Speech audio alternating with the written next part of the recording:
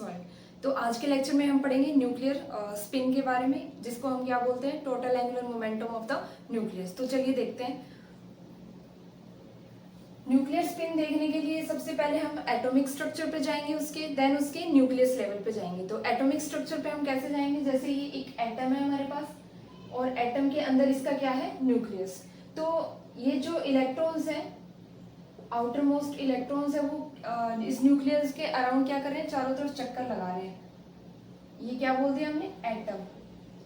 और हमने क्या बोला है कि जो इलेक्ट्रॉन्स है वो न्यूक्लियस के अराउंड चारों तरफ रिवॉल्व कर रहे हैं या फिर चक्कर लगा रहे हैं। तो इस रिवॉल्यूशन की वजह से इसके अंदर एक क्या होगा, ऑर्बिटल एंगुलर मोमेंटम आएगा इसका, ठीक है।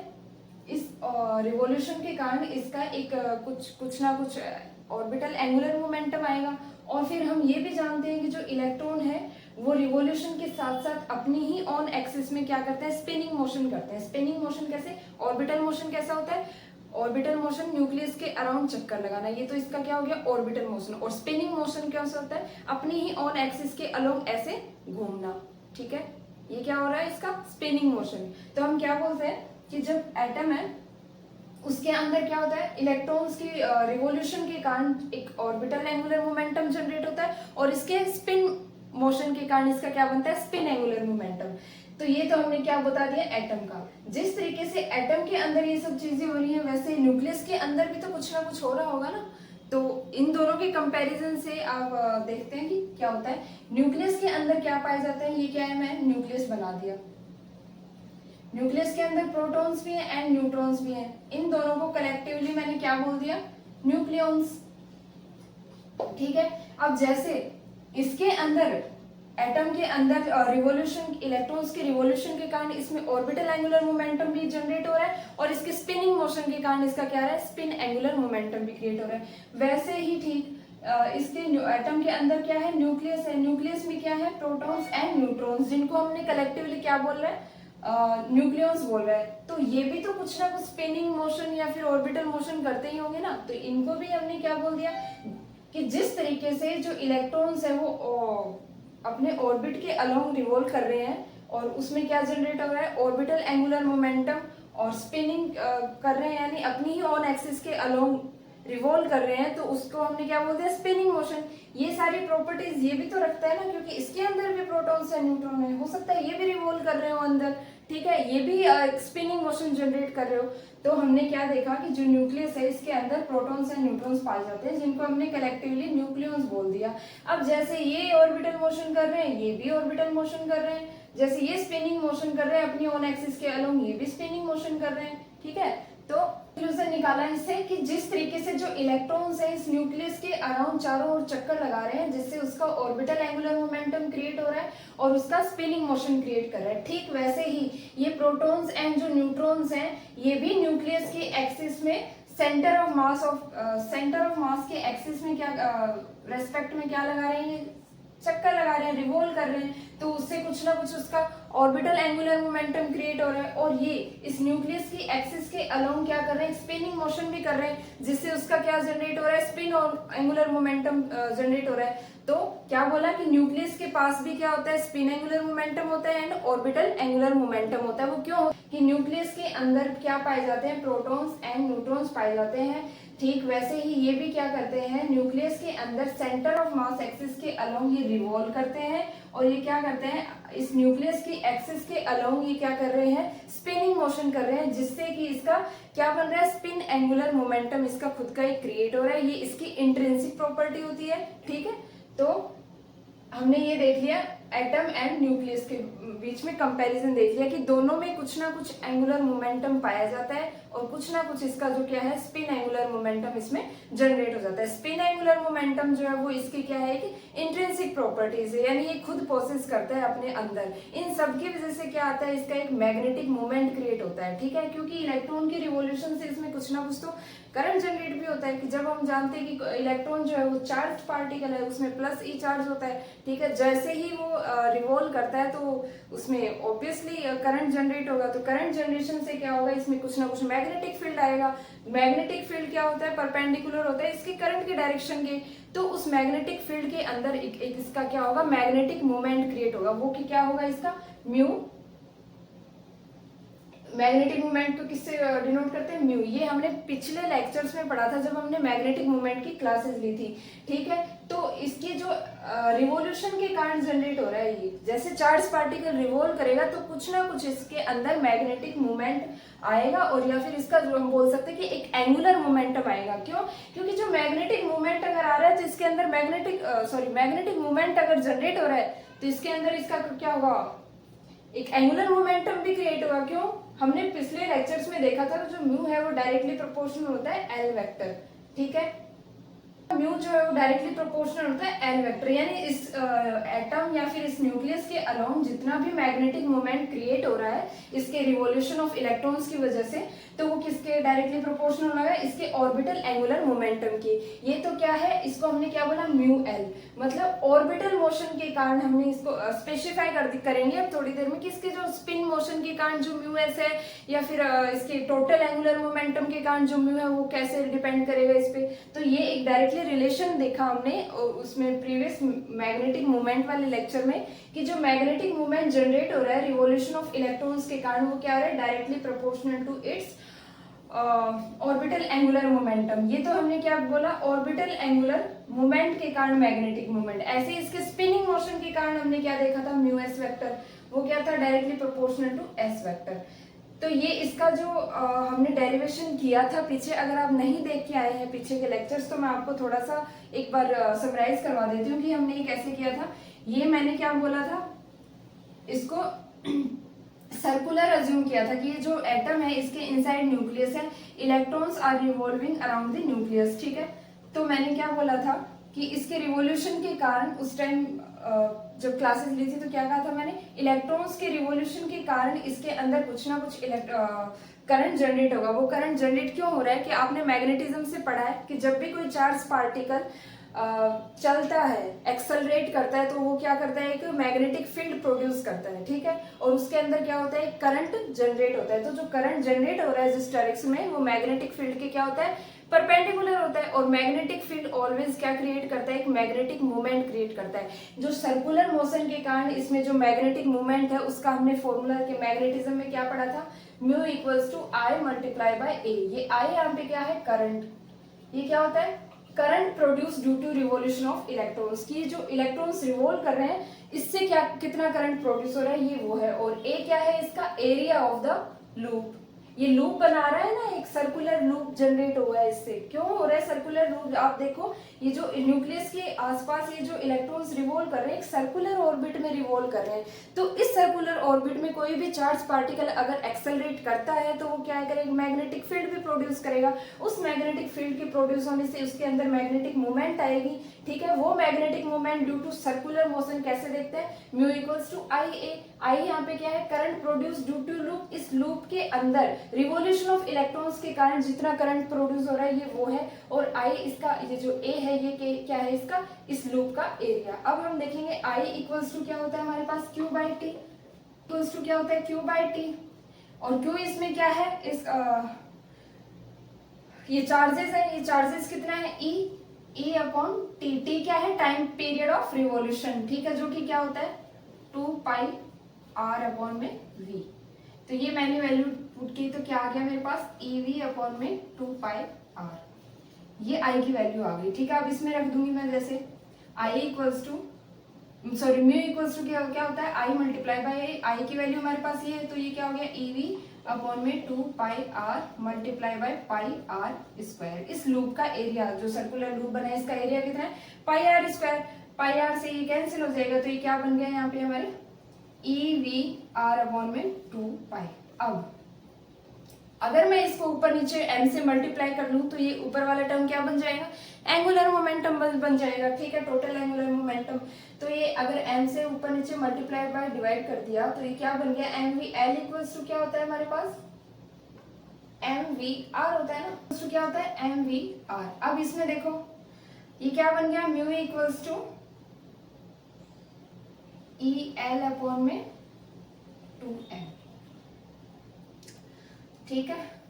तो ये बन गया हमारा ई एल वेक्टर। ये क्या है, टोटल एंगुलर मोमेंटम। अब तो हमने यहाँ से क्या देखा, ड्यू टू ये ऑर्बिटल मोशन था ना, इसलिए यहाँ पे एल आ गया ड्यू टू ऑर्बिटल मोशन। तो ये क्या है, mu L vector directly proportional हो गया एल वेक्टर, यानी कि जो म्यू है वो डायरेक्टली प्रोपोर्शनल हो रहा है इसके एंगुलर मोमेंटम के, ठीक है। तो वैसे ही हम क्या बोलेंगे, स्पिनिंग के कारण भी कुछ ना कुछ मैग्नेटिक मूवमेंट होगा, तो स्पिनिंग के कारण म्यू एस जो है वो क्या आ जाएगा, directly proportional to S vector. S क्या है इसका, स्पिन ऑर्बिटल एंगुलर मोमेंटम। तो इस तरीके से हमने कंक्लूजन निकाला था कि जो इसके अंदर मैग्नेटिक मूवमेंट होगा वो डायरेक्टली प्रोपोर्शनल होगा इसके अंदर जो ऑर्बिटल एंगुलर मोमेंटम जनरेट हो रहा है उसकी, और इसके स्पिनिंग के कारण जो स्पिन एंगुलर मोमेंटम जनरेट हो रहा है उसके। यानी कंक्लूजन ओवरऑल क्या है, म्यू जो है वो डायरेक्टली प्रोपोर्शनल है इसके टोटल एंगुलर मोमेंटम के जे की, ठीक है।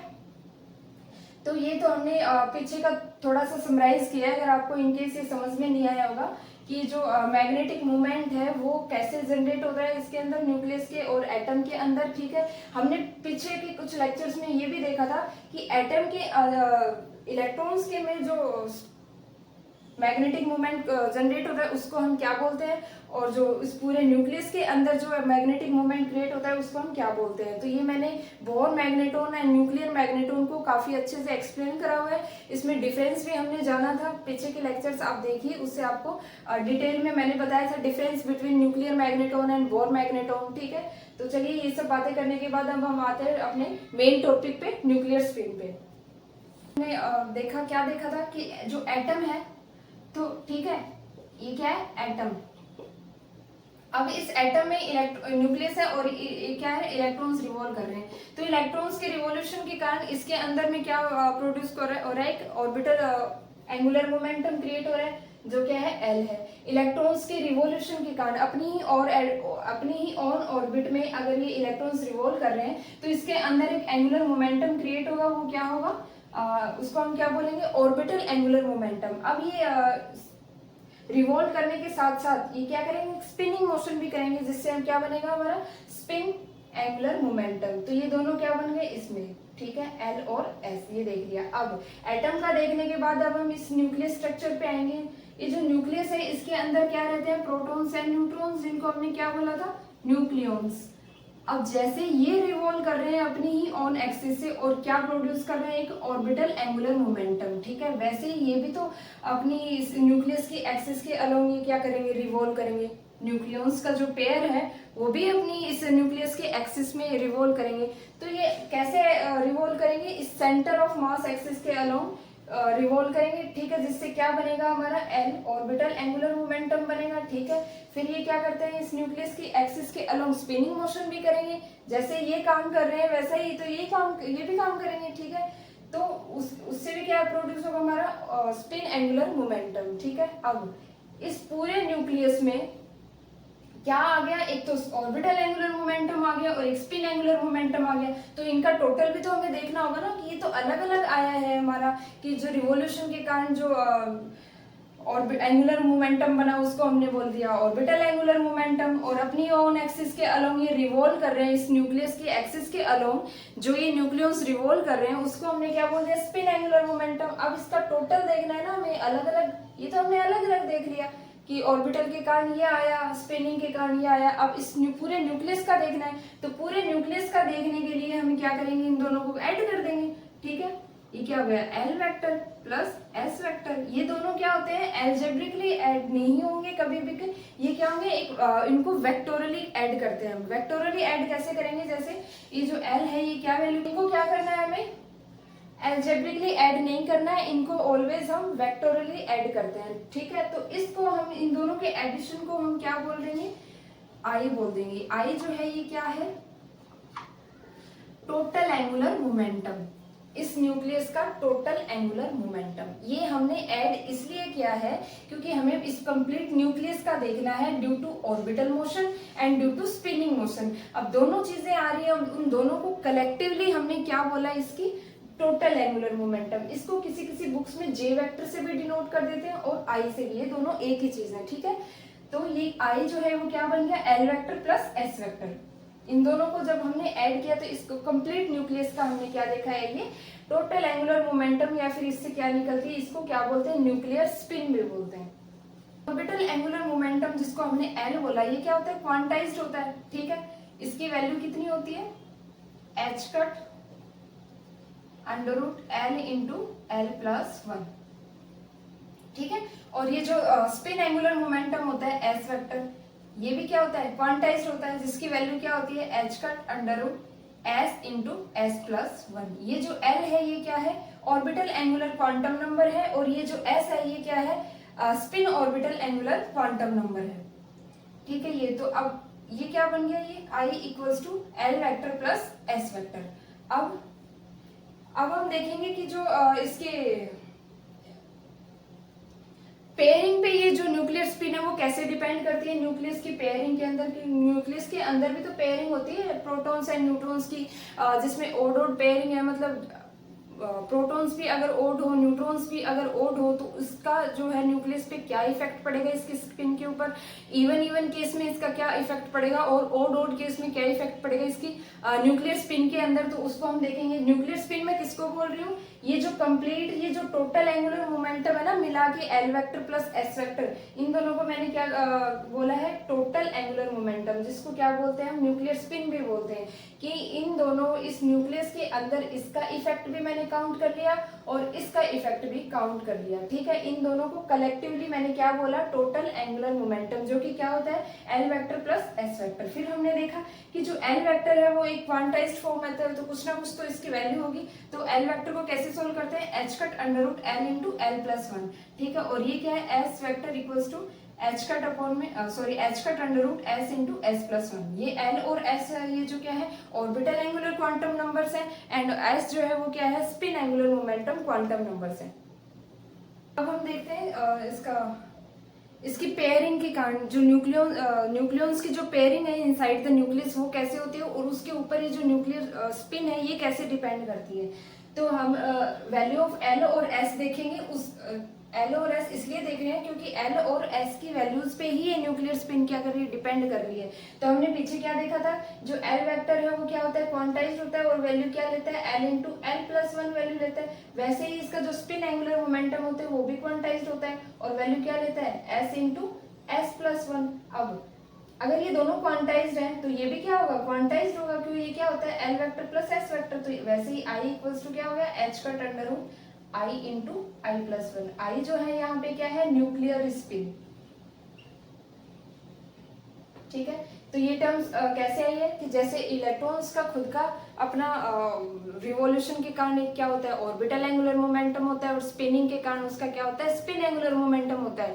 वैसे ही न्यूक्लियस के अंदर जो न्यूक्लियॉन्स हैं उनका भी एक खुद का ऑर्बिटल एंगुलर मोमेंटम होगा, और उनका खुद का एक क्या होगा, स्पिन एंगुलर मोमेंटम होगा। क्योंकि जो न्यूक्लियॉन्स होते हैं वो क्या करते हैं, न्यूक्लियर एक्सिस में, सेंटर ऑफ मास एक्सिस में क्या करते हैं, ये रिवॉल्व करते हैं, जिससे उसका ऑर्बिटल एंगुलर मोमेंटम आता है, और उसकी न्यूक्लियर एक्सिस के अलोंग अपनी ही एक्सिस में क्या करते हैं, स्पिन मोशन करते हैं, जिसकी वजह से क्या होता है, स्पिन एंगुलर मोमेंटम आता है। तो इन दोनों को कलेक्टिवली हमने क्या बोल दिया, न्यूक्लियर स्पिन, जिसको हम क्या बोलते हैं, total angular momentum of the nucleus की। इससे इन दोनों की पेयरिंग से क्या है, ये डिसाइड होगा कि जो न्यूक्लियर स्पिन है वो क्या आएगी।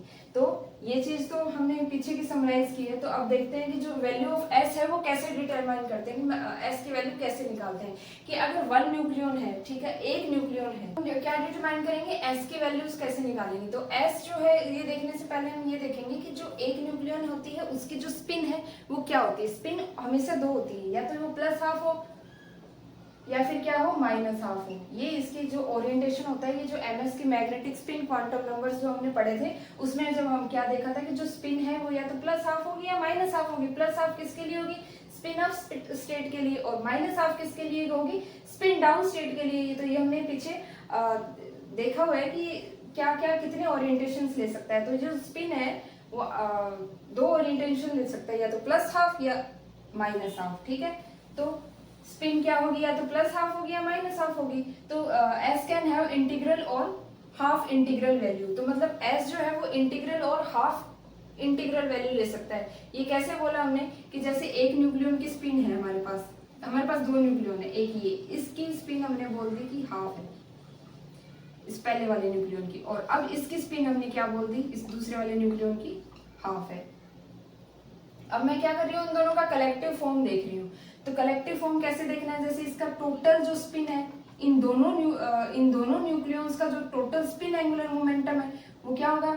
हमने क्या बोला था कि ये क्या होते हैं, वेक्टोरियली ऐड होते हैं, एल्जेब्रिकली इनको ऐड नहीं कर सकते, ठीक है, ये वेक्टोरियली ऐड होते हैं। तो half plus half to half minus half, यहां से मैंने क्या देखा, हाफ प्लस हाफ कितना है 1 और ये कितना बन गया 0। तो ये क्या प्रोसेस कर दिया वैल्यू, इसने मैंने क्या बोल दिया कि कितने कौन कौन से वैल्यूज लेगा, 0 ले सकता है या फिर 1 ले सकता है, ये चीज तो मैंने लिखी है। एस कैन हैव इंटीग्रल और हाफ इंटीग्रल वैल्यू, तो या तो ये 0 वैल्यू लेगा या फिर हाफ लेगा, तो ये दो ही वैल्यू ले सकता है, ठीक है। ये कैसे देखा मैंने कि मैंने एक न्यूक्लियन, दो न्यूक्लियंस ले लिए। अब पहले वाले न्यूक्लियन की स्पिन मैंने क्या बोल दी S1 जो कि कितनी है हाफ, और इस दूसरे वाले न्यूक्लियन की स्पिन मैंने क्या बोल दी S2 इक्वल्स टू हाफ। अब मैं इन दोनों को कलेक्टिव देख रही हूँ, एक बना के देख रही हूँ, यानी इसका जो टोटल स्पिन एंगुलर मोमेंटम है वो निकालूंगी, तो वो कैसे वैल्यू लेगा, S1 प्लस S2 से S1 माइनस S2। तो यहाँ पे S1 और S2 क्या है, हाफ हाफ, तो एक बार इन दोनों को जोड़ दूंगी, एक बार इन दोनों को घटा दूंगी, तो मेरा कितना है 0 एंड 1। ये जो टोटल स्पिन एंगुलर मोमेंटम है ये कितना निकल गया 0 एंड 1। इसीलिए मैंने ये लाइन लिखी है S कैन हैव इंटीग्रल और हाफ इंटीग्रल वैल्यू। तो आई होप आपको ये लाइन समझ में आ गई कि मैंने ये जो 0 एंड 1 है इसको स्पेशली क्यों हाईलाइट करके लिख रखा है कि ये कैसे वैल्यू लेते हैं। तो अब क्या देखेंगे कि अगर एक न्यूक्लियन की स्पिन अगर मैंने हाफ ले ली, तो इसके अंदर तो खूब सारे न्यूक्लियंस है, मतलब इसके मास नंबर के इक्वल न्यूक्लियंस है। मास नंबर के न्यूक्लियंस कैसे बोल रही हूँ कि उसमें Z प्लस N है, ठीक है। तो टोटल नंबर ऑफ न्यूक्लियंस कितने होते हैं, Z प्लस N, ऐसा ही तो बोलते हैं। तो अब हमने क्या बोला कि अगर एक न्यूक्लियन की स्पिन अगर हाफ है तो इसके अंदर जो है वो इसके मास नंबर के इक्वल क्या है, इसके अंदर न्यूक्लियंस है, तो उसको मैंने क्या बोल दिया Z प्लस N। तो इसका जो टोटल स्पिन एंगुलर मोमेंटम होगा वो क्या हो जाएगा, इसका समेशन SI। इस समेशन SI क्यों लिखा है, ये इससे लिखा है मैंने, ठीक है, कि अगर ये न्यूक्लियस है, इसके अंदर क्या है खूब सारे न्यूक्लियंस हैं, ये मैंने क्या है खूब सारे न्यूक्लियन बना दी। अब मैंने क्या किया था, इन दोनों न्यूक्लियंस की स्पिन देखी थी कलेक्टिवली, वो मेरे पास क्या बोला था मैंने, टोटल स्पिन एंगुलर मोमेंटम। तो मैंने स्टार्टिंग में इन दोनों न्यूक्लियंस की स्पिन, टोटल स्पिन निकाल के देख ली, वो कितने आई थी 0 एंड 1।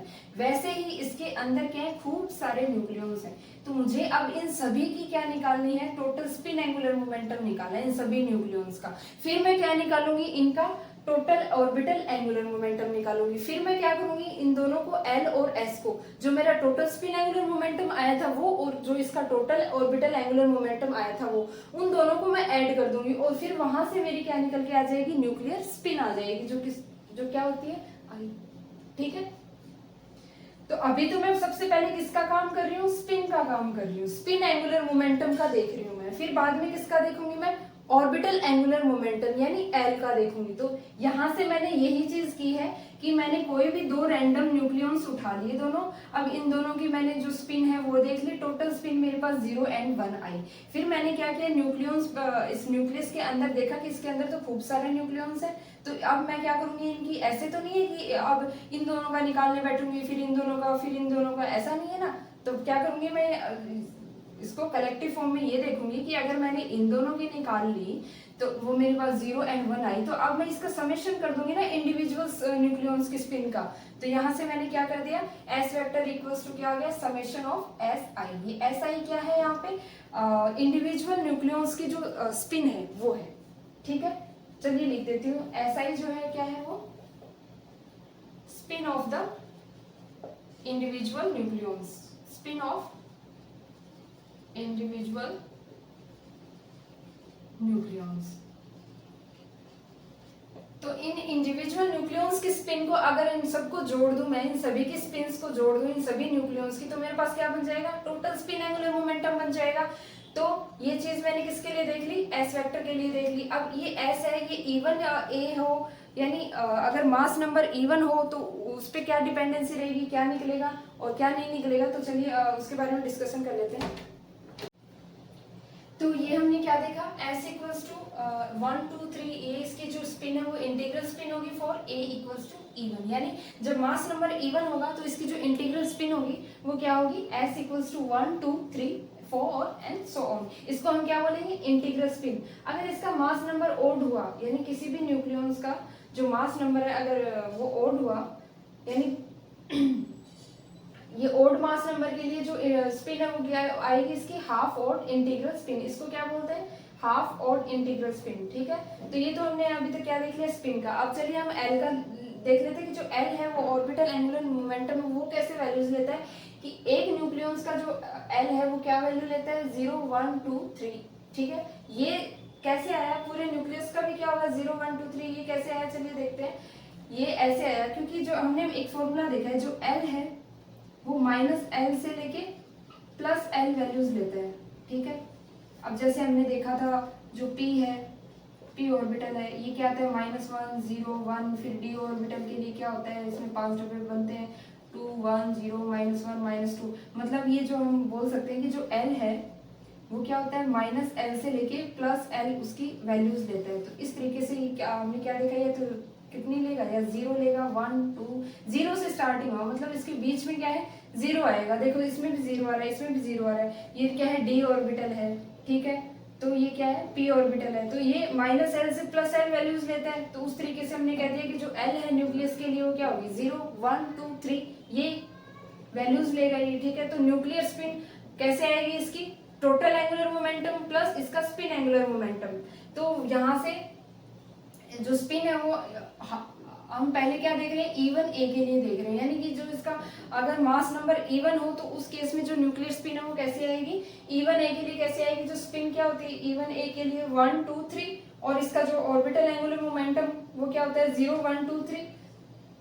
ये तो 0 से स्टार्ट होता है ना, 0 से स्टार्ट क्यों होता है मैंने बता दिया क्योंकि एल जो है वो क्या वैल्यू लेता है -L से लेके +L के बीच में वैल्यूज लेता है। तो बीच में कहीं 0 तो आता ही है ना इसके अंदर, तो ये क्या होता है 0 से स्टार्ट होता है। तो अब इसका देखेंगे जो न्यूक्लियर स्पिन है वो क्या हो जाएगी इसका टोटल हो जाएगा टोटल एंगुलर और sorry total orbital angular momentum plus spin angular momentum.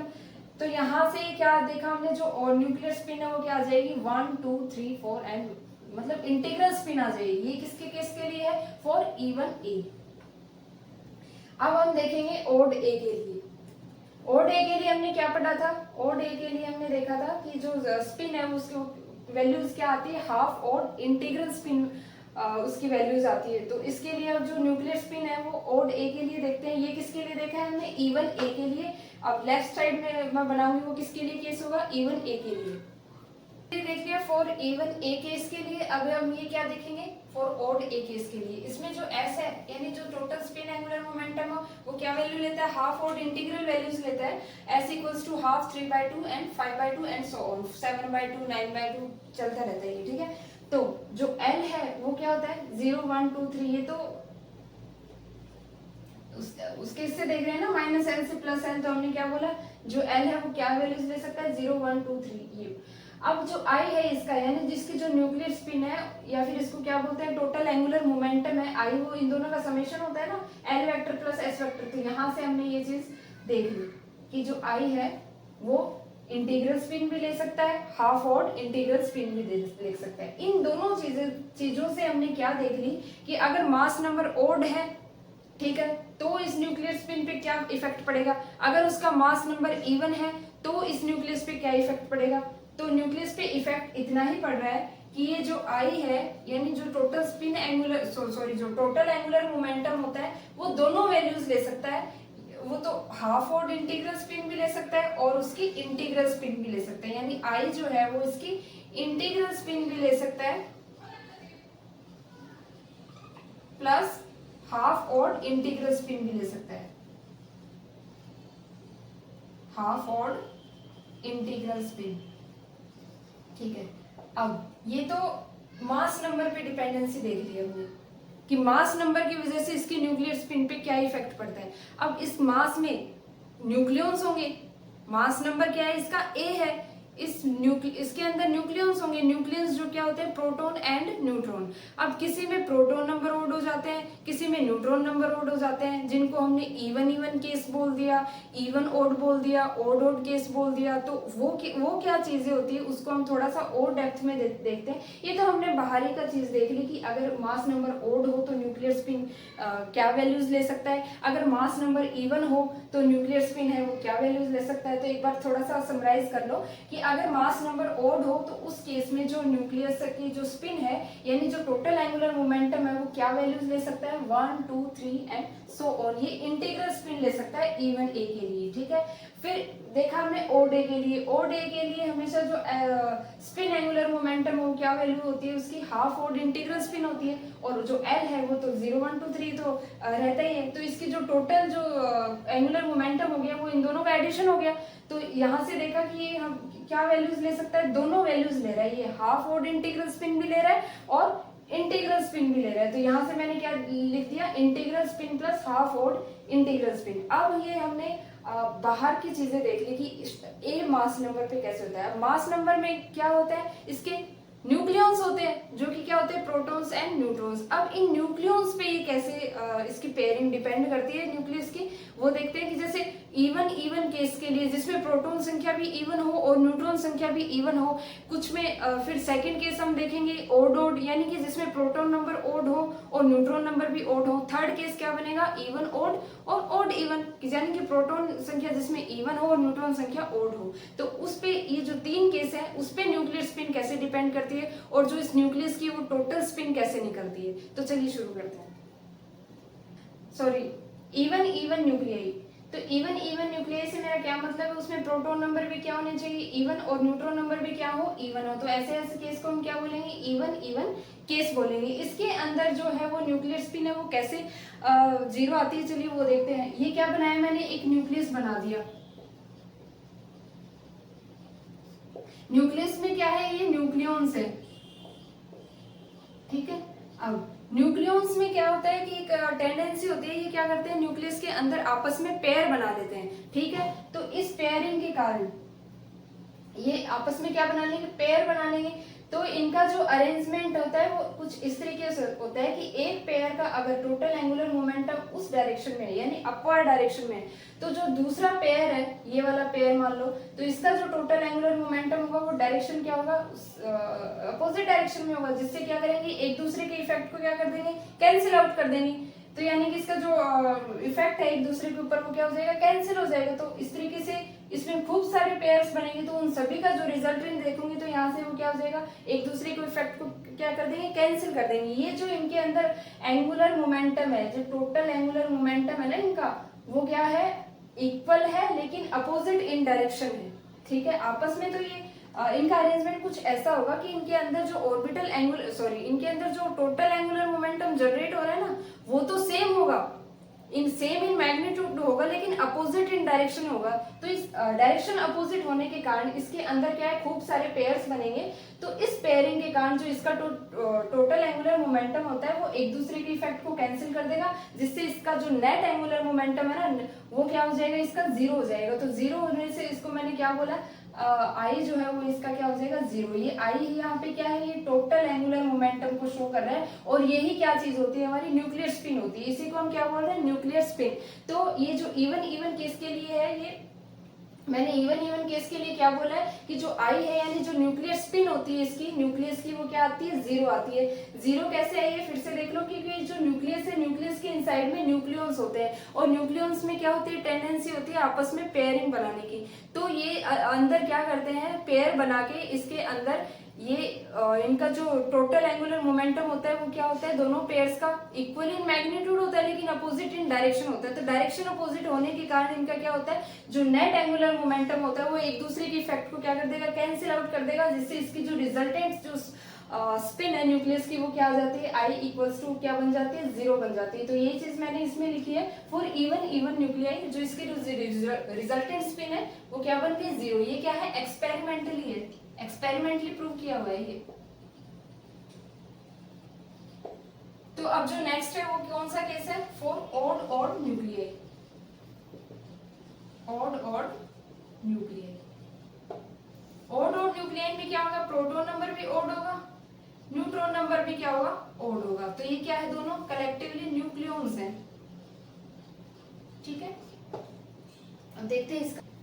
तो नेक्स्ट कौन सा है हमारे पास, for odd nuclei. Odd nuclei में किसको बोल रहे हैं, जिसमें प्रोटॉन नंबर भी क्या हो, ऑड हो, और न्यूट्रॉन नंबर भी जिसमें क्या हो, ओड हो, तो ये दोनों क्या है, न्यूक्लियस है। जब ये पेयरिंग करेंगे आपस में तो ये इनमें क्या होगा कि ओड ओड मिलके क्या बन जाएगा, हमारा इवन बन जाएगा। तो ये इवन न्यूक्लियस वाला केस बन जाएगा जो हमने पहले देखा था। तो उस केस में क्या था, इसकी जो स्पिन थी ना, spin angular momentum even spin angular momentum even a case के लिए, ये इवन ए केस ही बन रहा है यहाँ पे। ओड ओड मिलके आपस में पेयरिंग से क्या बन जाएंगे, इवन बन जाएंगे। और वो इवन ए केस में हमने पिछले देखा था पहले, तो उसमें जो स्पिन एंगुलर मोमेंटम होता है ना, और रिजल्टेंट स्पिन एंगुलर मोमेंटम वो क्या आता है हमारा 1 2 3, यानी इंटीग्रल इसकी स्पिन आती है। और इसका जो ऑर्बिटल एंगुलर मोमेंटम आता है, टोटल ऑर्बिटल एंगुलर मोमेंटम वो कितना आता है 0 1 2 3। ये कैसे वैल्यू लेता है, -L2 + L इसकी वैल्यूज लेती है। यानी डी सब शेल के लिए इसकी वैल्यूज 2 1 0 -2 ऐसे कुछ होती है, और पी ऑर्बिटल्स के लिए -1 0 1 होती है। यानी 0 तो इसके अंदर बीच में आता है। और ये वैल्यूज कैसे फॉर्मेट में लेता है, -L2 + L। तो ये मैंने यहाँ पे लिख दी। अब इसकी जो रिजल्टेंट न्यूक्लियर स्पिन है वो कैसे निकलती है, I = L + S। तो ये क्या बन जाएगा यहाँ से, I = 1 2 3। ये इंटीग्रल स्पिन होती है इवन ओड ओड न्यूक्लियाई के लिए। आप ऐसे जैसे आपको कुछ कंफ्यूजन हो रहा है, इवन ए के लिए क्या लेंगे यार, ओड ओड के लिए लेंगे, तो आप इसको कुछ मत देखो, आप इसको ये समझ लो कि पहला केस हमारा इवन न्यूक्लियाई था।